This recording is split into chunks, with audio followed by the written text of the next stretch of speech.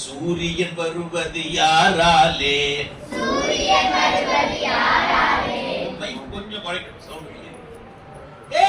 கொஞ்சம் தனியா எப்பவுமே நம்மளுக்கு தனியா தெரியக்கூடாது, எல்லாரோடையும் சேர்ந்து போ. சூரியன் வருவது யாராலே?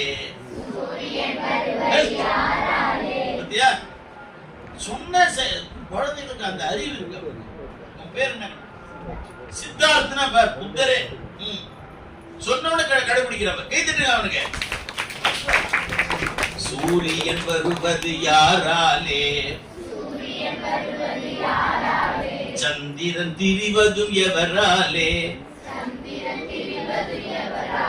காரிருள் வானே மின்மினி போல் கண்ணில் படுவன அவை என்ன?